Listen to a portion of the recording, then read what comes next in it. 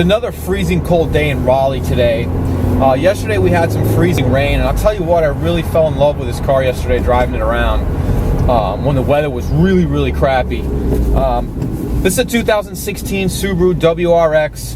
Of course, it's got all-wheel drive, and they dropped the hatch for 2015 when they redesigned the WRX and gave it the new engine. Not particularly sure why they dropped the hatchback. So if you're shopping for a hot hatch and you're cross-shopping the GTI and the Focus and all that, no more hatch in this car, only sedan. It's not the prettiest design, but it certainly gets the job done. This is a 2-liter boxer engine. It's part of their FA series motors. It's the same motor that's in the BRZ, FRS. It's in the Outback. Makes 268 horsepower, 258 foot-pounds, and it's got really fat mid-range. Boost comes in really heavy, about 3,500 RPMs, and then dies about 52 or 5,300 RPMs, but I love the mid-range punch in this car. It's a little bit heavier than the previous generation WRX, weighs about 3,300 pounds. The last one was about 3,200 pounds. Not a huge difference, maybe 100 pounds, but weight is weight, right? But what they did do is they made this car a lot stiffer. It's 40% stiffer than the last car. They cranked up the spring rates. They gave it torque vectoring, handles really well, pulls almost a G on the skid pad, and just a really awesome handler. I love taking this thing around turns. It's got really crisp turn in, and it doesn't plow like a lot of all-wheel drive cars. It's not a nose-heavy car, you know. I compare this thing really a lot to an Audi S4. Really can't compare it to the GTI anymore because it doesn't come in a hatch and it's all-wheel drive. I always preferred all-wheel drive, you know. I really was never a front-wheel drive kind of guy, although I do love the Mark 7 GTI a lot. I'd definitely rather have a WRX than a GTI, and you know, definitely I'd rather have this than a Focus. As cool as the Focus is, I think the interior and the build quality just turned me off, and that car's really manic, man. The Ford Focus it's fun that way, but it's also not that fun that way. I mean, it's got a ton of torque steer, and not the best car for daily use. I think certainly the WRX is much better for everyday use. One of the drawbacks to making this thing so stiff is that it has a really bad ride. I mean, it's really stiff. You feel every single pothole and imperfection in the road. And it's interesting because I think they really tried to go mainstream when they redesigned this car. I think that's why they dropped the hatch. I think that's why you know, they have the sedan only, and it's a little bit larger. It's got a little bit more room. The rear seat certainly is a lot more accommodating than the previous generation car. And I think they wanted to appease the more mainstream buyer. I mean, the bottom line is all these manufacturers now, they can't just please the enthusiasts, the people like us.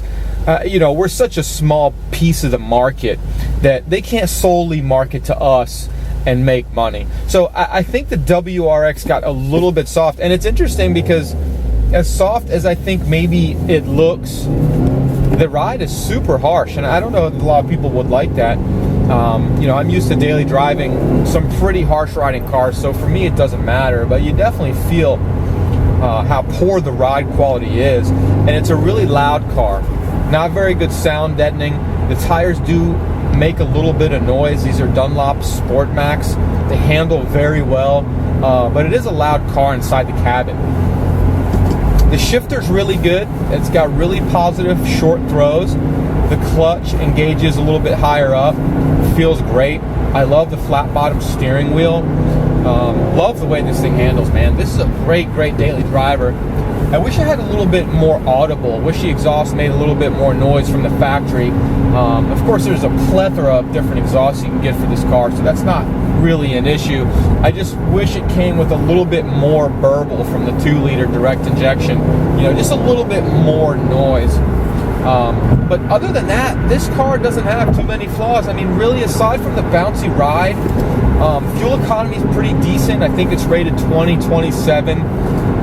Definitely a little bit behind in its class. You got the GTI getting over 30. I think the Focus, actually the Focus probably gets pretty doo-doo gas mileage too.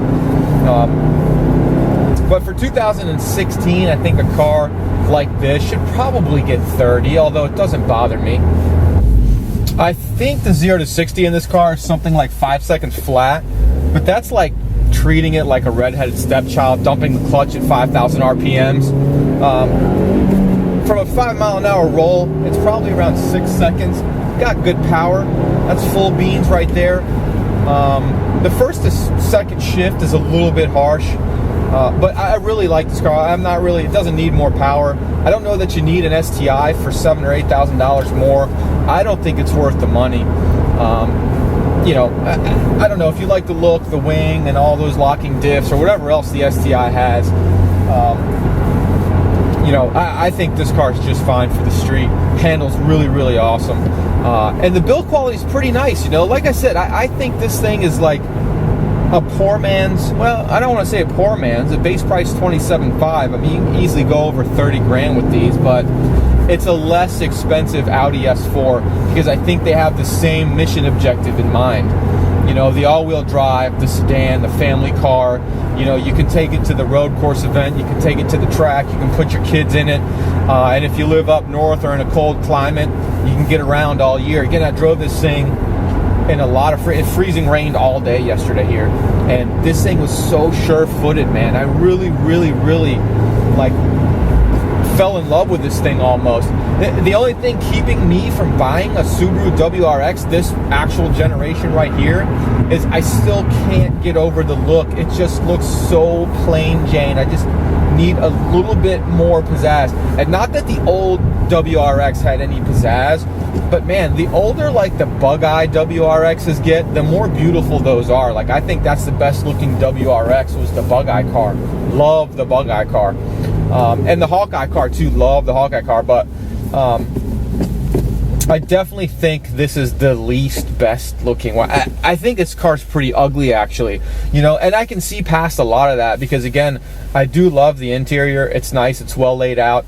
I love the all-wheel drive, I love the engine, and it drives really well. I mean, this is a great daily driver, pretty efficient. Right now it says I'm averaging like 19 mpg. I guess that's fine, it's not terrible. I've been driving the snot out of it actually, so maybe you could average 22 or 23.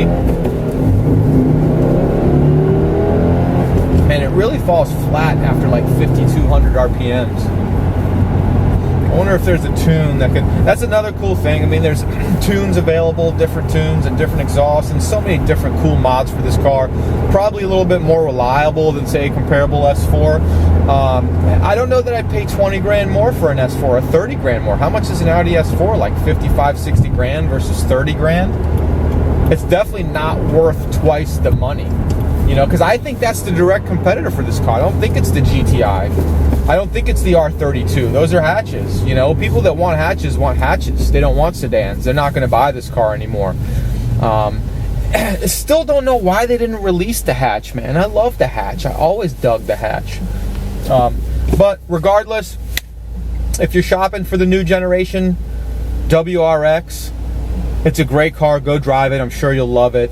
I certainly do. That's all I got for you guys today. Follow me on Instagram at FlyingLap1 and subscribe to my channel, please. Thank you. Peace.